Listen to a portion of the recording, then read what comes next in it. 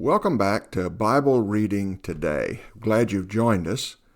We're continuing our study out of the book of Romans on assurance of salvation, and this is Lesson 13. Now, if you've been following along with these studies, you'll know that we've been thinking about the Old Testament law's relationship to those who have believed on Christ for salvation. And you may think something like this. Well, this is all very good. I get that I'm no longer under the power of the law to condemn me, but what has that got to do with assurance of salvation? Because I still feel guilt. Aren't you just sneaking in some doctrine under false pretenses? What about my guilt? Well, if you're thinking that, let me assure you that the matter of our being released from the law's power to condemn us is right at the heart of the matter of assurance. And that's because our feelings tell us that we're still under God's condemnation whenever we fall into sin.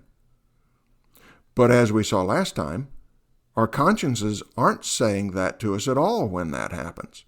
They're not saying, you are still condemned, but rather what they are saying is, you're not living as a believer should live. And that is a far different thing. It's the difference between a teacher throwing out of class a student who makes an error, or working patiently with the errant student for the sake of correction. Now, in just that same way, we're no longer under God's condemnation when we sin, but we certainly are subject to His correction when we go astray. And that's comforting to know, isn't it? Now, the next question that arises is this. If the law no longer has the power to condemn us, and if the law never actually could save anyone who is trying to keep it, well then, what is the law for anyway? Now that I'm a Christian, do I really need to concern myself with the law at all? Well, the answer to that is in Romans 7:7. And the word of the Lord says this, "What then shall we say? That the law is sin? By no means. Yet if it had not been for the law, I would not have known sin. For I would not have known what it is to covet, if the law had not said, 'You shall not covet.'" Now here, we're told that there's a proper use for the law, both for believers and for non-believers.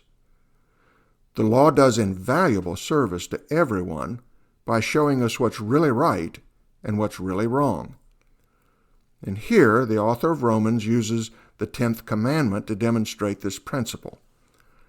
The 10th commandment prohibits coveting. And coveting is the one sin listed in the 10 commandments that can't be observed from the outside.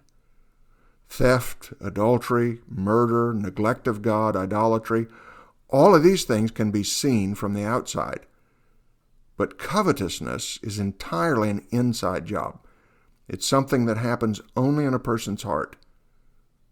And for that reason, the author illustrates the law's power to reveal sin by using that commandment, because he says, that's the one that found me out. He said, I would not have become aware that I was a sinner if this commandment wouldn't have ratted me out. I never murdered. I didn't tell lies. I never committed adultery. I was a regular attender at temple worship. And so I thought I was doing pretty good until I came across the meaning of commandment number 10. And when that happened, sin came alive and I died. And what he means by that is that this commandment showed him that he was a sinner, just like anyone who had done any one of those other things that the law prohibited. And here's the principle. God's law has been given to us to show us that we're sinners. And that's still the use of the law for us as believers. Now, why is this important? Well, for one thing, it's because it is incredibly easy for us to forget that we really are sinners after we've been Christians for a while. It's not unusual for self-righteousness to creep into our thinking after we've been walking with the Lord for several years. Every now and again, we need a reminder, and the law is there to provide that needed jolt to our system. It's rather like getting your lab work done before going to the doctor. You may think that you're doing just fine. You feel good, you look in the mirror, and you see what to your eyes seems to be the picture of health. When we are our own standard, we tend to put ourselves in the best light. But the standard that you really ought to compare to is that of your lab work. That's where the real story gets told. Now, in just that same way, we need the standard of the law to keep us in the right frame of mind about who we really are. Without the law, we tend to become proud. We start thinking that we're not so much in need of Jesus' help anymore as we used to be. And of course, we wouldn't think of ourselves in that naked a term, but these secret attitudes creep into us. No. We need our divine lab work to compare ourselves against, and that's the law's purpose in the believer's life.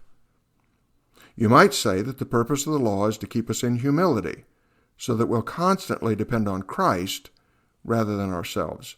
And that is a good thing.